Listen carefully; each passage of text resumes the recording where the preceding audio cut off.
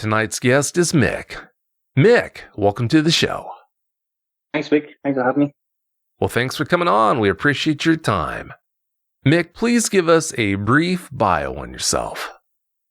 I'm 48-year-old man, 3 lovely children.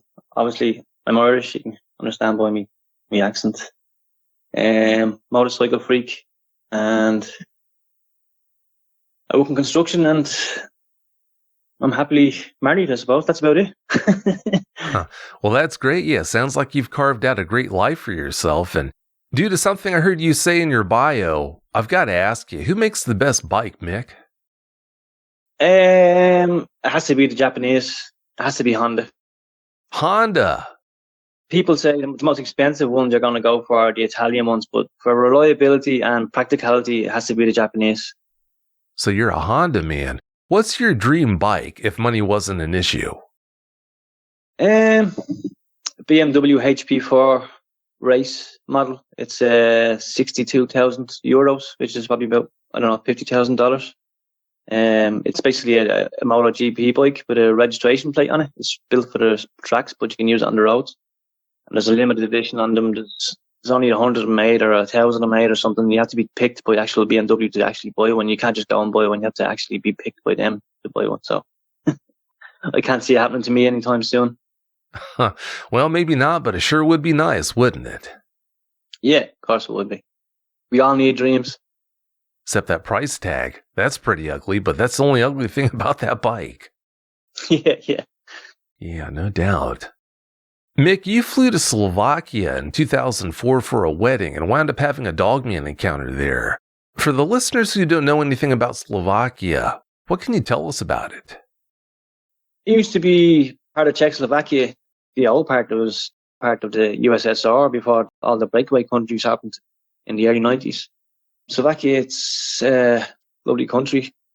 The reason why I got there was in the early 2000s, maybe 2001, 2002, there was a big construction boom here in Ireland, and of course a lot of the jobs had to be filled by any kind of nationality, and we had a big, huge influx of Eastern Europeans coming here, and Polish, Romanians, Slovakians, and that's how I got to know this chap, and that's how I got to be friendly with him, and that's how I got invited to this wedding. When you found out that you were going to be going there for his wedding, were you excited about the trip or dreading it?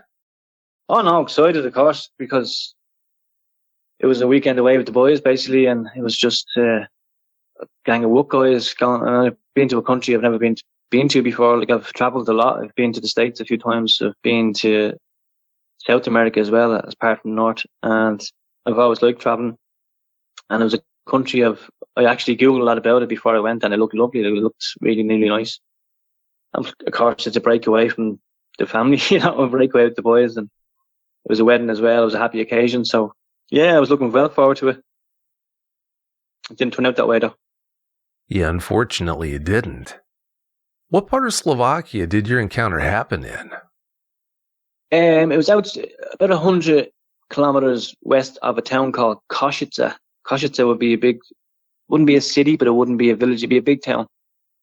And we were about 70 kilometers outside that. We were in like a really, really, really small village. It was kind of a place where if you blink on the train, you'd miss it, It was just 2 hotels, post office, a couple of bars, a supermarket, 2 main roads, and that was it. Like, it's really a middle of nowhere job. But it was still nice and peaceful at the same time. Oh, I'm sure it was. Yeah, those small villages like that over there, there's just something special about them, in my opinion. Yeah, this village made its own cheese and everything else, and made its own wine, and it was just so self-sufficient, but a lot of unemployment as well, so maybe they have to do that for themselves, I'm not too sure, but really, really lovely country. It just falls short on the employment side of it. Yeah, it does sound like a lovely place, definitely. Except for the unemployment, like you said. If you'd like to be able to listen to the show without ads and have full access to bonus content, that's an option. To find out how, please go to dogmanencounters.com/podcast. To this day, all these years later, you still get wound up when you think about what happened to you there. What kinds of effects have you been dealing with because of what that Dogman did to you? At the start, when I first come back, I thought I was losing my mind. I thought I was like really losing my mind because, as I said to you before, the only person I really told was my partner and my best friend and yourself. And I told my mother before. Yeah, I think I told. And they didn't know how to take it at all because they never heard of a Dogman. Neither did I until I actually had to look it up and until I actually seen drawings of what people have seen before. And I realised the penny dropped, as we say. I realised what I saw because the feelings I was feeling was, first of all, I thought I was losing it because everyone was laughing. Well, the people I told were just laughing and thought I was on some sort of drug or whatever else, or I was smoking something funny. And the feelings I had were, especially when someone laughs at you, it's hurtful. I was kind of hurt if someone you know and someone you care about laughs back at you when you're trying to have an honest moment with them. It's hurtful. And then if you tell someone that kind of half believes you, you kind of feel as if they're agreeing with you just for the sake of your own mind, just to make you feel better. But the feelings I always have was paranoia. You could say panic attacks, but anxiety was up the wall. Every time it came into my mind, it was just up the wall. Sleepless nights, sweats. I couldn't even go near dogs for a while. I don't know what that was. I just didn't like any kind of four-legged animal or any kind of furry animal for a little while after. But I just felt alone for a long time because, especially over, as I said to you before, over on this side of the world, we have the myth of the banshee and leprechauns and everything else, the whole thing that goes with being Irish. But someone says Dogman to you, you don't know what you're talking about. Well, that doesn't come as a surprise. No matter where you go, for the most part, people aren't going to know anything about Dogmen. I just hate to hear that you had so much trouble finding any support after having that experience, especially with it being as traumatic as it was. Yeah, that's just not good.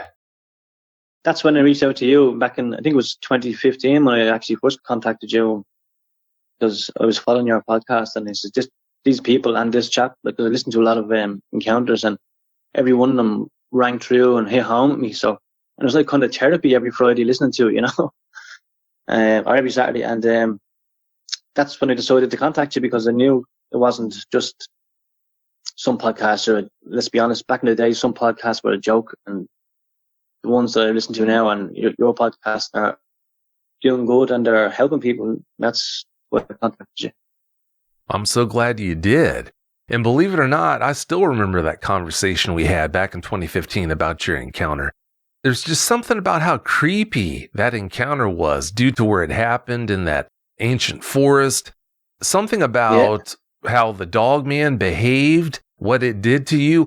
It stuck out in my mind all these years. And when you reached out to me recently and asked if I remembered that conversation with you, I was pretty sure you thought I wouldn't remember you, but like I said, I definitely did. Yeah. And at the time I was thinking, because I was in this foreign country, and I was convincing myself that these were like a part of the, like over in certain countries, they have giant sheep. Over here we have giant cows and Frisian cows and Scottish cows. And I was trying to convince myself that, it's just a Slovakian dog. You must be everywhere. That was just the madness trying to make me feel better. Oh, sure. Yeah, you're going to do all kinds of strange things to try and compensate with an experience as traumatic as that one. But at least it definitely wasn't some kind of Slovakian dog you encountered that day. Definitely not. Yeah, it would have been nice if that's what it was, though. Mm-hmm. All right, Mick, please tell us about that encounter now. Give us every last detail that comes to mind. I suppose I'll start the night before, really, because the day before this happened was the day of the wedding that we went over to be a part of, I suppose. Bill that was getting married, his name was Radoslav. We call him Rado. And it was his hometown. And over there you needed to be driving because, as I said, it's just such an out-of-way place. We need the wheels to get around. So, of course, I put my hand up and I hired the car because I was the only one with a sufficient European license. And, of course, we drove to the chapel, and over there they have a two-chapel wedding. Well, one's the wedding and then the next one's kind of a blessing. Like the mother and the father of the bride have to be involved in the first. It's not like conventional weddings. So after the wedding, we went back to the hotel that was doing the food and did a bit of a shindig. Everyone was partying, good time and everything else. But I had the car with me, so I decided not to drink. Or if I was going to have a drink, I'd have to leave the car there, and I didn't fancy leaving the car somewhere where I wasn't really sure of in case, because I wasn't being paid through the nose for insurance if any damage happened to it. So at the end of the night, I decided to say, okay, I'll have 2 beers. Because just sitting there watching everyone drinking was just killing me. So I had a lot of food. I had 2 beers, and I had another beer, and another beer. So I had 4 beers altogether because I know exactly how many I had. But over there, it's called a wheat beer. It's like a cloudy, like a Budweiser, but you can't see through it. It's really cloudy, and it's really it gives you an awful headache because the next morning I woke up, like wasn't drunk or anything. I remember going home, left the car there, walked home. We were being put up in a little B&B, and the 4 of us went to the B&B, and I was the first one awake the next morning, and it was a beautiful morning, sun shining. We woke up to actual a rooster in the back garden, not crowing. And so I had to go for a stroll just to, didn't want to be sitting there listening to three grown men snoring in the room, so I decided to get up and go out and see the place before we flew back home the next day. There wasn't much to see, let's be honest, it was only a small little village. But so I went for a stroll, and how old this place is, the roads are cobblestone, like the old cobbles that we'd have in, say, 1800s London or something. It was cobblestones. You wouldn't see a car for 10 minutes, maybe more, and you see maybe 1 or 2 cars in the space of an hour. So I was walking, and I wasn't watching where I was walking. There's only one small little road that leaves the town, and the same road comes into it and goes out the far side. So it's just the one road in and out of this small village. So I was walking for about maybe 20 minutes, half an hour. I couldn't get lost because there's only one road. You can just turn back around, go back the way you came. So I wasn't worried about that. And scenery it reminded me of a real gothic Transylvanian movie. I know it's a cliche, but that's what it reminded me of. And it was sunny. It wasn't even dark out. That's how it looked in the sunshine. I was thinking to myself how it would look on a dark, wet day, but it was lovely at the same time. Really beautiful country. And this road started to get really, really bad, and it was just covered in dog poo, horse poo. A lot of people were using horse and carts. So I decided to go off the road to the left, and you could see walking trails into this small, looked like a forest at the very start. It looked like just like you'd see in a walking trail forest. So I took this trail, and it was well beaten, so it was well used. And there's a couple of other trails going different directions, but this one was going uphill, and you could see at the very top. Well, before you actually start to walk, there's a little information. I don't know if you had them over in the States. It's like before you start the trail, there's an information, like a hard plastic, and there'd be a leaflet underneath it, laminated, and so you can read it. It tells you where the trail brings you, and there's a medieval castle on the grounds. But I thought the castle was on the very top of this hill, so I said, right, I'll try and find it. If not, I'll at least get out for a bit of fresh air and a walk. So I followed this trail, and it must have been around 10 minutes. It wasn't that far off the road. That's why I can't get over the audacity of this. It was just it wasn't even in the middle of nowhere. It was right off a little road where people come and go. So these things aren't afraid of human beings at all. So about 10 minutes go by, maybe. I'm not too sure how the time went, because I was just being myself and just walking. I wasn't looking at the watch or anything. I had no pressure. So walking along, and the trees start getting more denser. Like there was a sporadic trees at the very start. But I noticed as I was going up the trail, I'd have to reroute my walk as a tree would be in my way, and step aside, keep walking, step aside. It wouldn't be a straight line. There was a lot more condensed trees coming on. And then I realised that the trail I was on was kind of worn away. There was no trail I was on now. So I was like, right, I'm definitely off the beaten path. But it was still, sun was coming through the trees. It was still nothing to bother me. I wasn't going to get lost. I don't think I get lost at all. It's nearly impossible to get lost. It's all uphill. You just go downhill.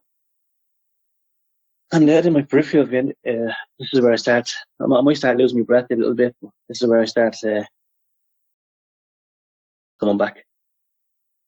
And my peripheral vision on my right hand side, I just saw a dark mass, not move or not fly across my line of sight. Just a dark mass.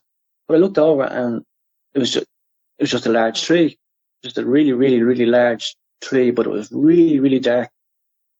And I'll never forget the mushrooms growing off it. The mushrooms were just so big, and they were like, I never seen mushrooms as big in my life growing off the side of this black tree.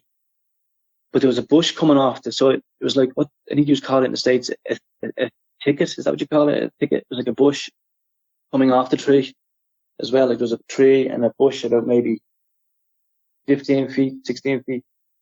But it wasn't berries. It was looked like thorns and brambles and all sorts of nasty stuff. So that kind of kept me on the trajectory that I was on, because I wasn't going to walk through that stuff. So I keep going in a straight line. So I kept moving up a few more steps, and it just something kept saying to me, there's something over there, I haven't had a look. Maybe my brain telling me, I don't know, but I looked over it and there was, again, nothing there. Just the dark tree. But I realised how old the forest had gone from the new baby trees that I walked in on at the very start of the trail. This stuff was really old. There was kind of moss growing off them, huge big trees, like really, you're talking 6 feet span in the width. That's huge for us in this country anyway. Kept walking another maybe 40 yards, 50 yards, and I thought I was seeing things. I looked over to my right hand side again, and I was probably parallel with the end of the thicket, the end of the bush, as I'd say over here. The bush ended, and this, how would I describe this?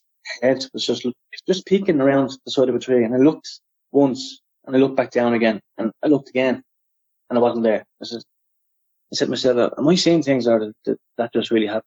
Then I started getting, my heart started really going, because I was really starting to freak myself out.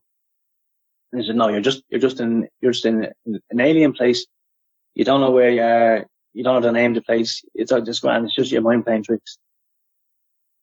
And as soon as I had a look down at my shoelaces were, I always look at my shoes when I'm walking. I don't know what it is. I always look down at my feet.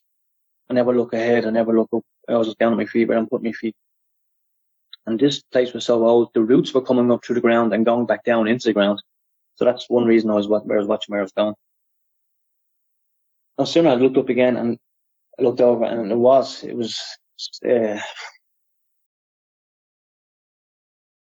the Dogman sticking his head around the side of the tree. And I didn't know, at this stage in the game, I didn't know what Dogman was. But the first thing that came into my head was, that's a werewolf.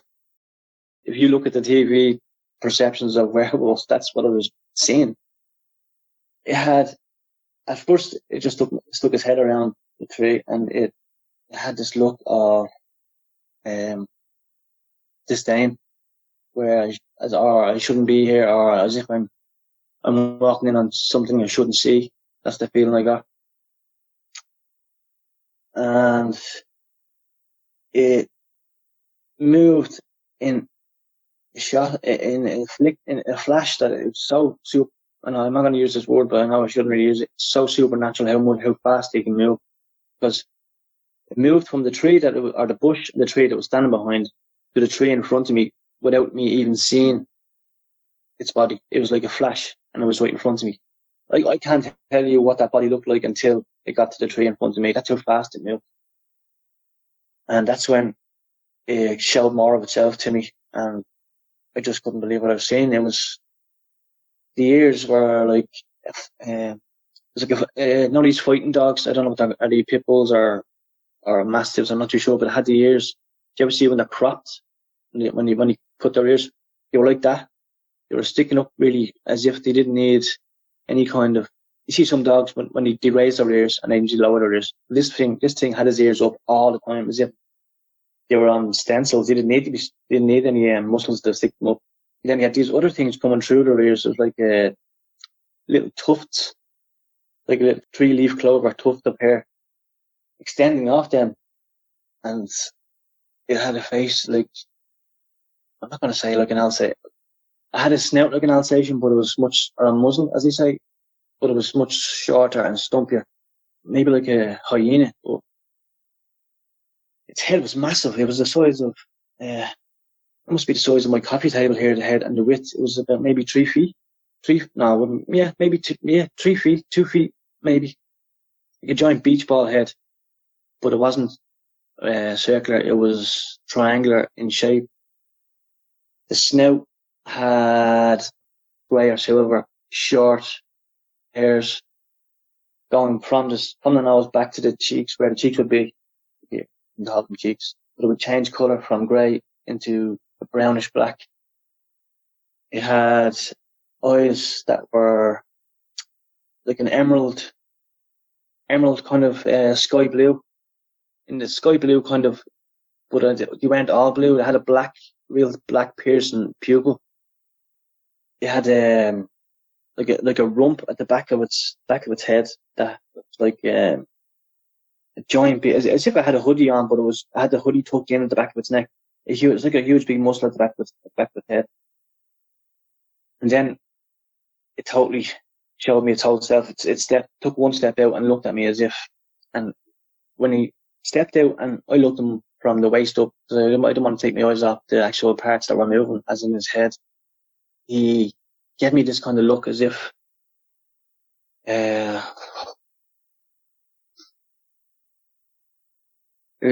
was like he smiled at me. I know it's a stupid thing to say. I don't know if animals can smile, but as if he was smiling at me and like, you messed up.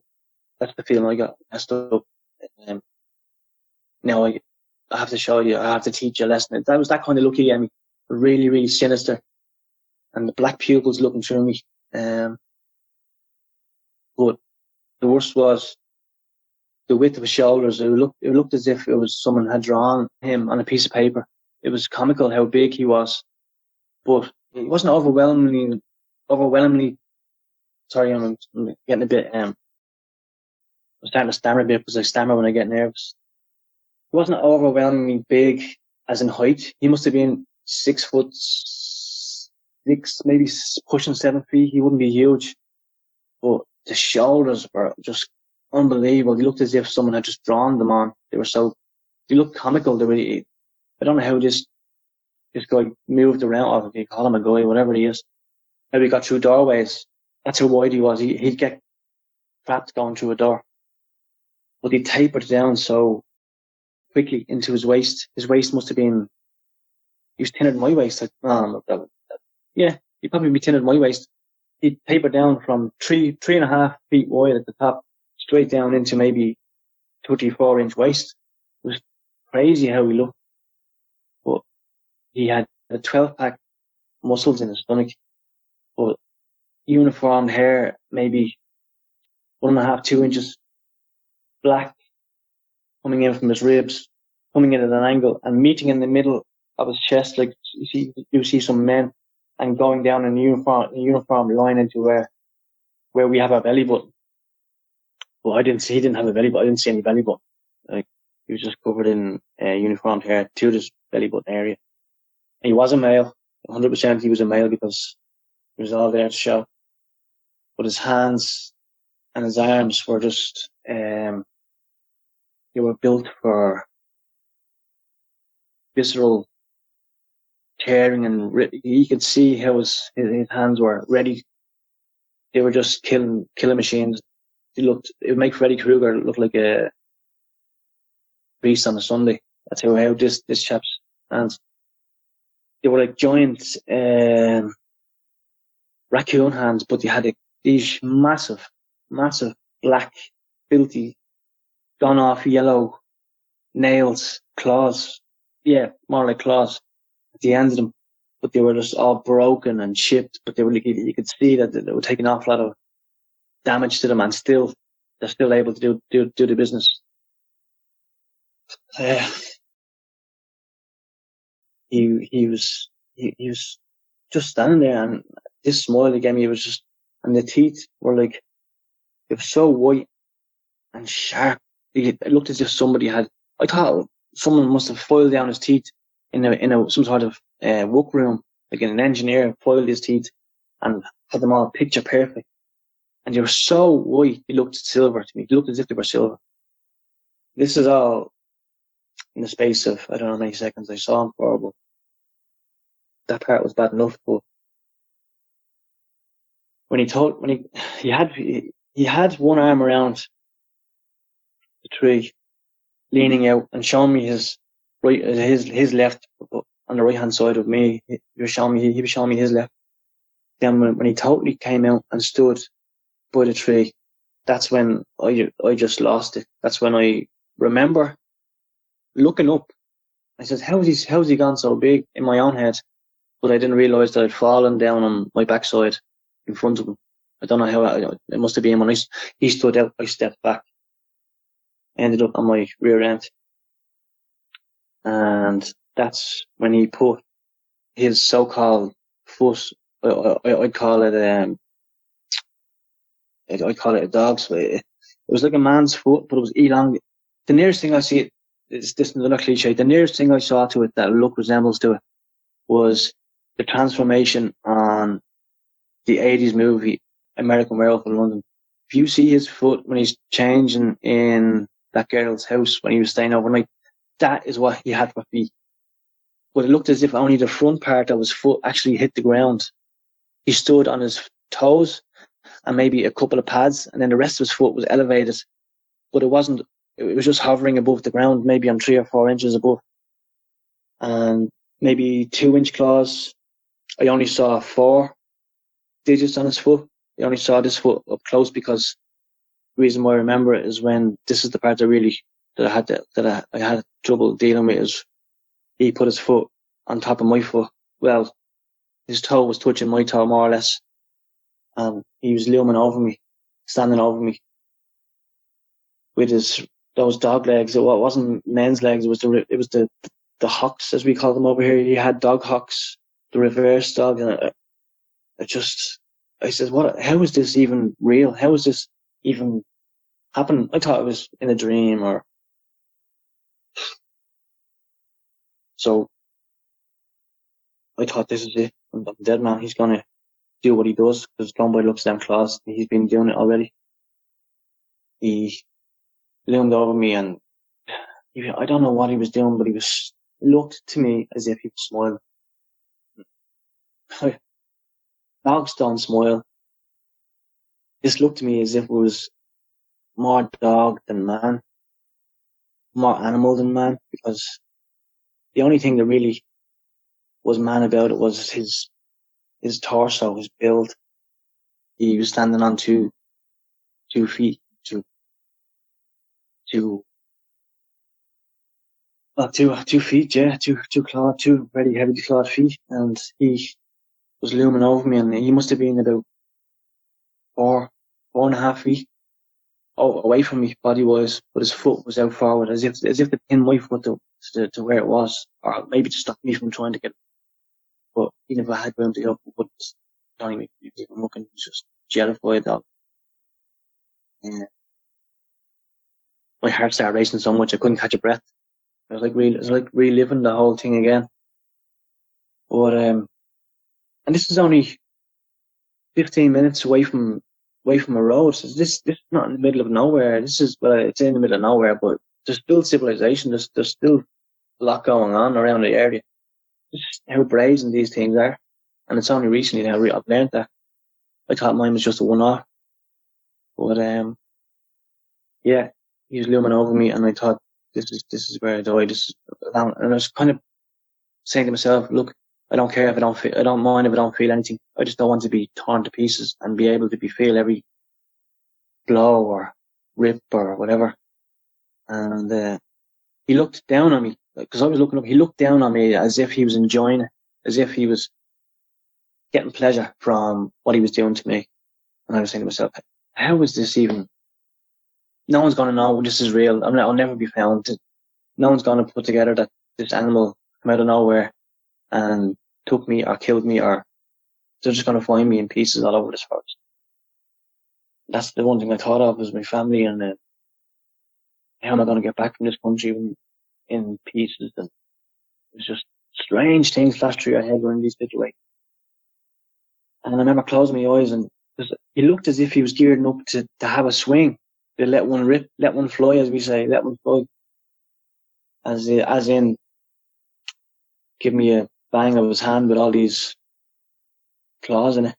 And I closed my eyes, waiting for that blow, waiting for the bang, waiting for some sort of the smell of it's just when I closed my eyes there, I could smell it was like hot breath, but it wasn't like hot breath it was like a horse's hot breath. If you ever smelled it, it was like a sweet barley kind of smell. And I'm not too sure if that was his breath or that was an odor coming off him, because it was very pungent when the encounter happened, and it was gone as soon as it was over. So I'm not too sure if I can accustom that to him. I remember closing my eyes, waiting for the blow to come. This is it, and nothing for about 5-6 seconds. I opened my eye, I looked, and he was 2, maybe 3 trees back, still looking at me, but he had retreated back to another tree behind that. And I took my chances. I did, jumped up on my feet, but I didn't take my eyes off him. Now, the hill I was going down was very steep, nearly impossible to walk backwards down it, but I kind of crawled down it, kept my eye on him, and he was doing the same. He was keeping an eye on me, and retreat. And after about maybe 20 meters, 30 meters of a gap, I turned and I just booked it as quick as I could down to the road. It didn't take me that long because it wasn't that far away from the road. So I can't understand. These things have no barriers. They've no, oh, I'll wait till I get somebody in the middle of the forest and these things don't have, they just, when they want to, they can do whatever they want. And I don't think anyone can do anything to stop them, because it was only, as I said, 15 minutes walk from a main little road into a small village. Although not being used that much, the road, it's still civilization and buildings and goings on, people coming and going. But yeah, that was more or less it. And coming back then, the 3 boys were still asleep, and I was crying. I didn't know what to be doing with myself. Just as well, it was Saturday morning and nobody was out. I was saying, who's this crazy man walking around crying? I got straight back to the B&B, sat in the lobby, and just didn't know what to do. It must have been a few hours before I even snapped out of it. One of the boys came down from the room. Brian, he says to me, he said, "Are you only getting home now?" I said, "No," because he was pretty drunk the night before. He said, "No, I came back with you last night." He says, "Where were you?" I says, "Oh, out for a walk." And he goes, "You look like," the rest of it. I won't say any bad words on this. He says, "You look like blah blah. You need to go and have a shower." I didn't know at the time that I'd urinated all over myself, but listening to some of the stories on your podcast, I'm not too ashamed to join that club, because I don't know it's a normal version. But then coming back to Ireland, I just didn't know how to handle it or what to do with it, where to put it. How do you put that into a box? How do you deal with that? Whenever with the States, it's kind of known, Sasquatch, Dogman, blah. It's kind of has a following over your country, but over here, it's like people think, "What are you talking about?" And people I've told a couple of close people that I thought I could really trust. And one kind of laughed, and it's hurtful when someone laughs at you when you're opening up, telling them something seriously that's bothering you, it's getting to you. And someone laughed, and I learned then really quick not to say anything, just to try and put it past, or put it somewhere and just lock it away and not say anything.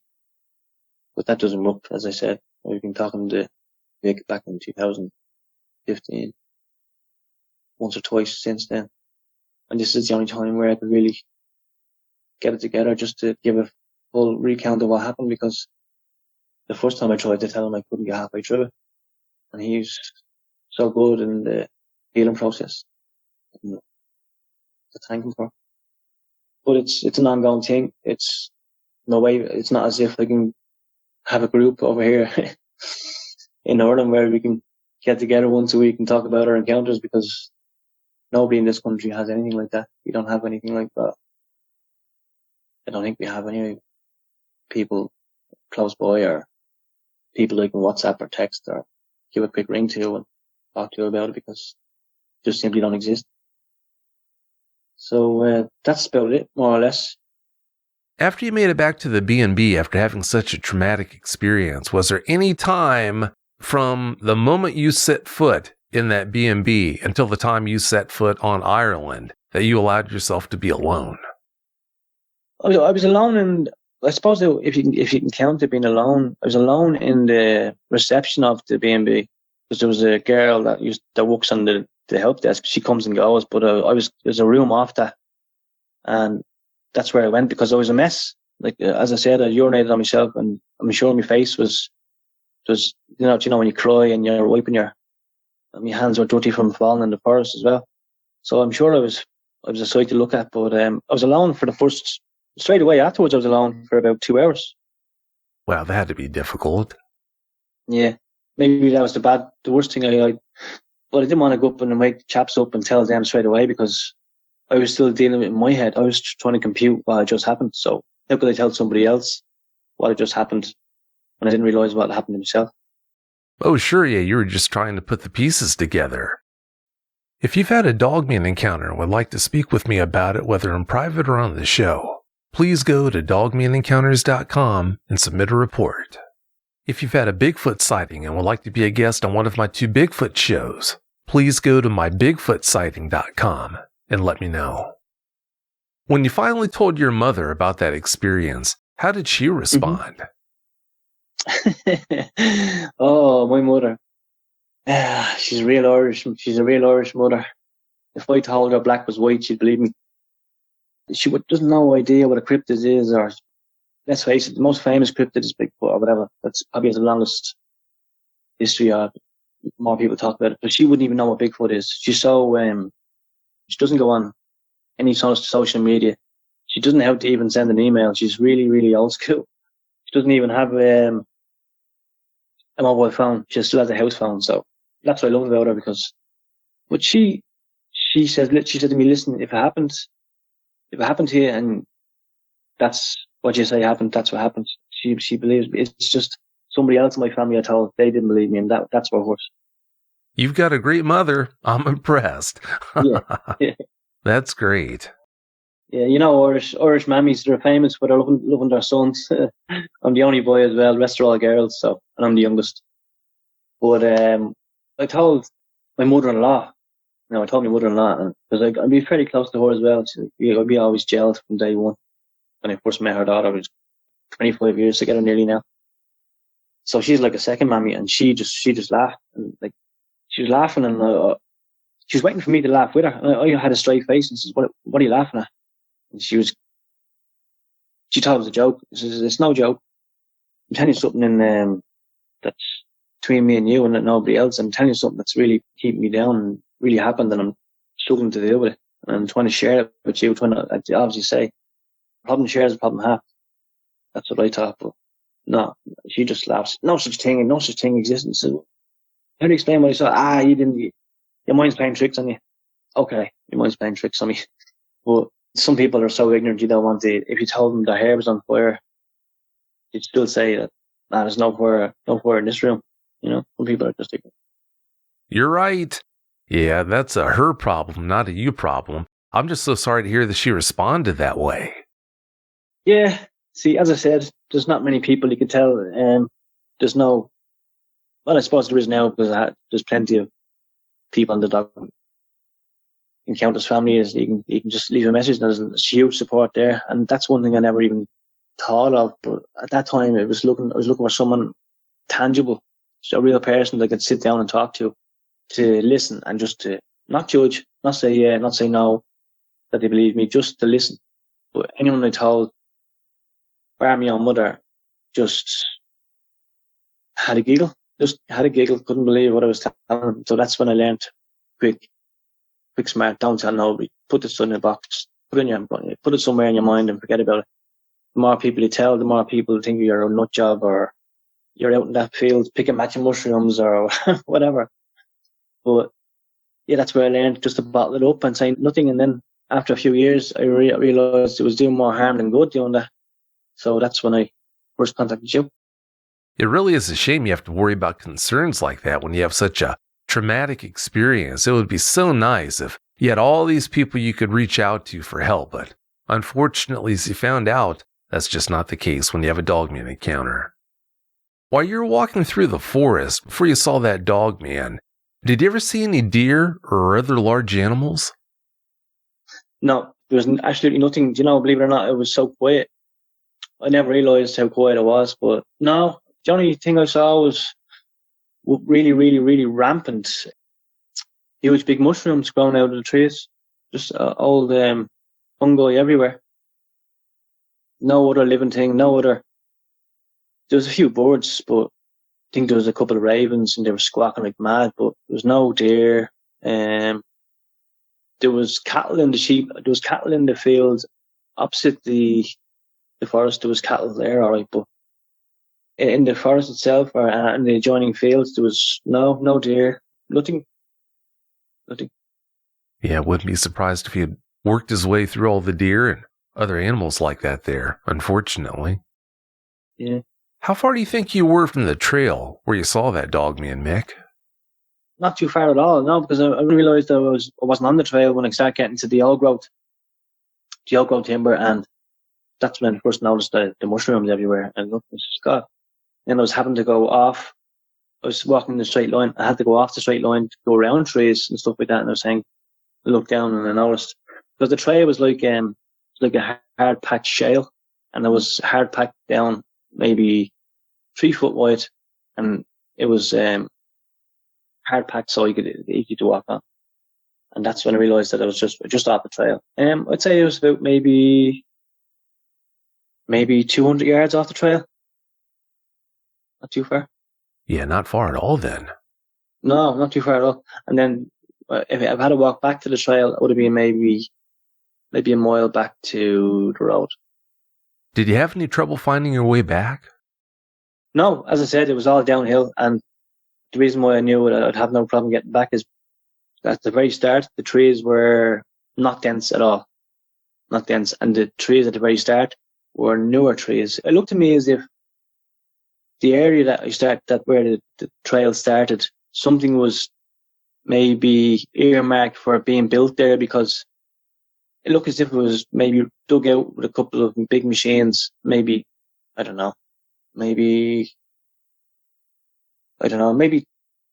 or 50 trees were planted, because you could tell these were only young trees. They were only 4 or 5 years old, these trees. So it looked as if the small area at the very start of the trail was maybe vacant, or maybe he decided to cut the trees down at the time and do something with the land, and he didn't. So he replanted, because the more I walked uphill, the more trees I came across, the more denser it got. And then the old growth started. But I knew exactly where I was, because if I was walking uphill, it was so steep, Vic, that you couldn't really get lost, because it's so uphill. If you're walking sideways, you're walking sideways. If you're walking down, you're walking back down. That's how easy it was, because it was like a massive big rectangular entrance into this place. So it was straight uphill and straight downhill. And I knew where I was going when I was coming down. Well, I was coming down at a quicker pace. Obviously, I was running, but it was leaving the more denser area and coming to the sparsely placed trees, and they were younger looking as well. So I knew I was in the right spot. So I wasn't even there that long. I was only out.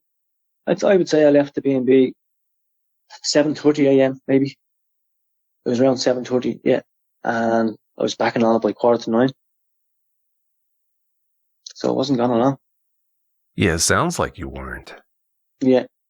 That Dogman obviously was a terrifying sight, but would you describe it as being a monster or just a frightening-looking animal? No, he was a monster. A monster. To me, he was a monster, especially the way he smiled and he knew what he was doing, putting his foot over mine nearly and like pinning me foot to the ground. Yeah, whether he was truly a monster or an animal, his behavior, best way to describe it is monstrous. Yeah. Animals don't smile at you and animals don't come to you. Animals want to avoid men. Let's be honest, men and human beings are the most destructive things in the world at the minute. And like, for him to reach out and put his foot close to mine, that's a sign of he's not afraid. He's not a timid animal. This thing is, he's like he was stating his superiority over me or something like that. That's the feeling I got. And the feeling that when he smiled, it was as if to say, "You've really messed up," but I wouldn't use mess. I use a different word, but that's the feeling I got. Yeah, like I said, that's truly monstrous behavior. The only way it could have been worse would have been if he would have attacked you, and yeah, thank goodness he didn't do that. I thought it was coming. That's why I closed my eyes, because it was looming over me. It was like, you picture yourself, I had my feet up and my knees were bent and I was sitting on my behind. And I had one hand behind me propping myself up because it was on such a steep hill. And I was looking up and I would say his broad right hand was droop, like it was hovering around 3 foot in front of my face. And I reared back, and any kind of movement towards rearing his hand back, that's when I closed my eyes. I knew it. I said, if he moves his hand, that's a sign that he's going to make a move. And there's no way, the size of this thing, there's no way any man, I don't care who you are, if you sit 3 or 4 Bruce Lees or Chuck Norris or whoever, these chaps wouldn't last 5 minutes. The way this thing was built, everything was just proportionate, perfectly proportionate. He wasn't overly muscly. He wasn't skinny and small muscly. He was like, everything had a purpose in his nails, and he was just a killing machine. That's how he looked. Maybe it was all for show, or I don't know, but it was really, really, really impressive and really, really, really scary at the same time. They know what they're doing, unfortunately. They know the buttons to push, and they're too good at it. Yeah. It's not lost on you, Mick, that a lot of people who are interested in Dogman think they'll kill a human if they have the chance to do that. After having your encounter, what would you say to them about that? Well, I was in that camp for a long time. I thought maybe he was going to kill me and he was just disturbed. But then talking to you and then thinking on it as well. However long this, I would say the whole encounter lasted a minute, maybe more. With me seeing him the first time and then not seeing, then looking over again, and then him making himself visible and then moving to the second tree and then showing himself. He could have had me at any time. He had me banked to rights, and seeing how fast these things move. If he wanted to kill me, I would have been dead without even seeing him. He could have come up. He could have blindsided me. I came from behind or whatever. I think they're only just there to scare. I don't know what their thing is. Maybe they get off on it. I don't know. No, they're not all killing machines as I've learned by listening to other people's encounters. Whatever about killing livestock and deer, well, I suppose you have to live, don't you? You have to eat for sustenance and everything else. And maybe 1 or 2 bad ones do kill humans. Who knows? But he had me banked to rights. He could have had me, but he didn't. So that says something about they're not all killing machines. They're not all bloodthirsty. Maybe he's putting his plan, and maybe he doesn't know what he is either. He's probably just trying to find himself. I don't know. But they're definitely not all killing machines, because if that was the case, I wouldn't be sitting here having this conversation. Exactly. I'm so glad you realize that. Did he have a tail, Mick? If so, how do you describe it? No, I didn't see a tail at all, Vic. I never seen the back of him, because the only time I saw him when he was retreating back to the trees behind him, like he was in a tree and he went back and back. He was doing what I was doing. He was going backwards but keeping his eye on me, and I was looking at him. But I never seen his behind or the back of him. The only back part of him I saw was the when he couldn't really miss it, because when he turned his head any kind of off center, you could see it was that rump at the back of his head. It was like I don't know what it is. It's like a giant big rump, just where our necks are, at the base of our necks, where our necks meet our shoulders. It was a massive big muscle there. but I didn't see his behind after that anywhere. Yeah, from listening to you talk about what happened, it sounded to me like he always faced you. Yeah, yeah. And he was never, well, if he did have a tail, it wasn't long because he was off center maybe, I don't know, 10 degrees when he had his foot right beside my foot. And if you have any kind of big tail, I'm sure it would probably stick out if you're off center, but I didn't see any tail. Oh yeah, I'm sure it would have then. Did he ever make any sounds during the course of your encounter with him? Not one sound at all, not even, people say they growl and so I didn't hear a peep. But the only thing I was hearing was like a pulsating in my ears, but I realised after that while it was the blood pumping in my ears, because that's all I could hear. It was like, you know what I mean, the sound of blood pumping. But no, there's no sound of it at all, thank God. Oh yeah, I know exactly what you mean about the blood pumping through your ears. When you first laid eyes on him, did you ever think about running? Yeah, well, the first time I saw him, I wasn't sure if I saw it or not because it was just he was so quick. I glanced over and I said, and my mind's playing tricks. And I looked down, and as I said, I looked down at my feet. So I was watching where I was putting them because of the roots and stuff, the old growth. And then I looked up again, and that's when I caught contact with him. No, so intrigued in what I was looking at. I didn't even think about running. I don't know why. And then when I realised what it was, my whole body was just, my legs like jelly. If my mind had said run, I don't think my body would have been able to function. Not that I even tried to, but I don't think I'll be able to. Well, regardless of the reason, I'm so glad you didn't try to run. I think that's maybe what they want. You want a bit of a chase. I'm not too sure. If you run from a dog, they're going to run after you. I shouldn't really compare it with a dog because it's not what they are, but it's the nearest thing to comparison.